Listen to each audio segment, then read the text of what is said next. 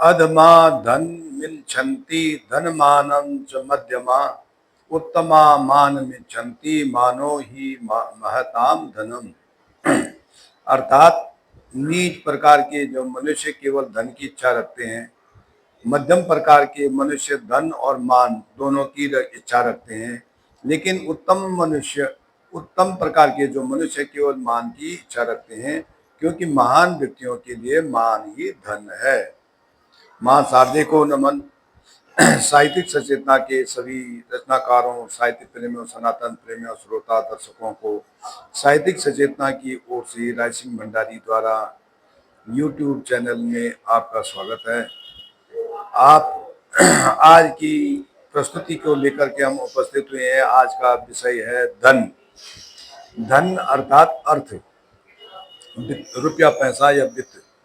धन की अवधारणा यह है कि सनातन धर्म में वर्णित मानवाधिकार के चार आयाम गुण, धन, सुख और स्वास्थ्य में से एक है। ये मानव के अपने अधिकार हैं। हर आदमी अपना गुण रखता है। हर आदमी को धन प्राप्त होना चाहिए, हर आदमी को सुख प्राप्त होना चाहिए और स्वास्थ्य प्राप्त होना चाहिए। तो जब गुण होगा तो धन भी होगा, जब धन होगा तो सुख भी होगा और सुख होगा तो स्वास्थ्य भी होगा। ये एक दूसरे पे संबंध रखते हैं। तो ऐसा कोई व्यक्ति नहीं जिसको कि धन की आवश्यकता न हो। धन के सदुपयोग और दुरुपयोग दो पक्ष होते हैं। यदि सज्जनों को परोपकार और पुण्य कमाना है तब भी धन की आवश्यकता होती है, और दुर्जनों को विकार के लिए तो आवश्यकता होती ही होती है। तो आज की विधा वो है लघु कथा है।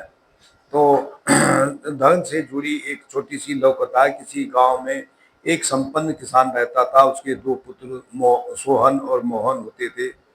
जब किसान काफी वृद्ध हो गया और उसकी अंतिम समय आने लगा, तो उसने दोनों पुत्रों को बुलाया और कहा कि भाई, मेरा अंतिम समय निकट आने लगा है।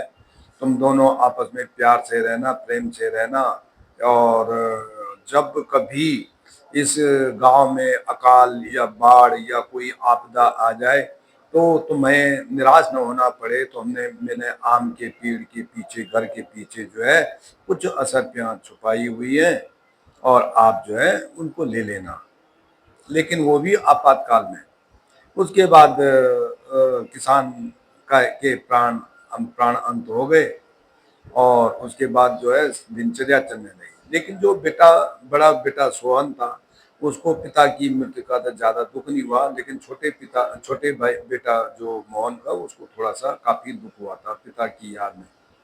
उस दिन को बहन बहलाने के लिए वो अपने ननिहाल गया। तो बड़े भाई बेटे सोहन को बहुत अच्छा मौका मिला, और उसने पीछे से आम के पेड़ के नीचे खोदा और वहां से असरफिया निकाल करके दूसरी जगह पे डाल दिया, दूसरी जगह पे छुपा दी।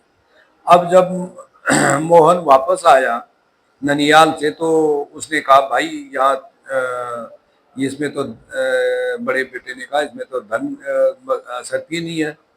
कहीं ऐसा तो नहीं तूने ननिहाल जाने से पहले ही इसको निकाल दिया हो? उसने कहा, भाई मैं क्यों निकालूंगा। कह रहे, नहीं नहीं, ये जरूर तेरी चाल है, इसीलिए कि ताकि जो सारा पैसा तू ही ले सके। ऐसे करके विवाद होते होते उसने बड़े भाई ने उसको छोटे भाई को कहा, तू मेरे भाई के लायक नहीं, तू घर से निकल जा। अब तेरे लिए ये घर के दरवाजे बंद हो गए। रोता कलपता बेटा जो है बड़े भाई की आज्ञा को मान करके घर से चला गया। घर से क्षुब्ध होकर के बिना खाए पिए और भूख के पास के थके मारे वो चलते चलते एक जंगल में जैसे प्रविष्ट हुआ, तो वहाँ उसको एक पेड़ में छुपने की जगह मिल गई, पेड़ के नीचे। तो जब तक उसने पेड़ के ऊपर वो चढ़ा और जब नीचे देखा, तो उसने कोई चोर आए और वहाँ पे चोरी का माल आपस में बांटने लगे। तो राजा उस लड़के ने नीचे से आकर के कहा, भाई मेरे को भी अपने शामिल कर लो, मैं भूखा हूँ और मैं भी चोरी करूंगा आपके साथ। पहले तो उन्होंने मना कर दिया, लेकिन बाद में उसको अपने साथ ले गए। सुबह जब उसने उसका अपने ठिकाने पे ले गए, तो सुबह बालक ने क्या किया कि उसी समय जाकर उनकी आंखों से ओझल होकर के राजा के पास गया, और जो राजा जो है उन चोरों से दुखी था, उसका उसने ठिकाना बता दिया, आश्रय बता दिया, और राजा के सिपाही आए और चोर को पकड़ के ले गए। फिर उसने क्या किया कि राजा ने उसको अपना अंगरक्षक बना दिया, और कुछ दिन बाद अपनी बेटी की शादी करके उसको राजपाट सौंप दिया। उधर जो बड़ा बेटा सोहन था, उसका जब उसके पास धन, अपार धन हो गया, भाई था नहीं, तो उसको भोग विलासिता में और जुए की और शराब की लत में उसको इतना अंधा बना दिया कि उसके सारे जो पैसे थे, पिता के द्वारा जो कमाए पैसे थे, वो सब उसने उड़ा दिए, और अंत में वह एक भिखारी की तरह लग गया।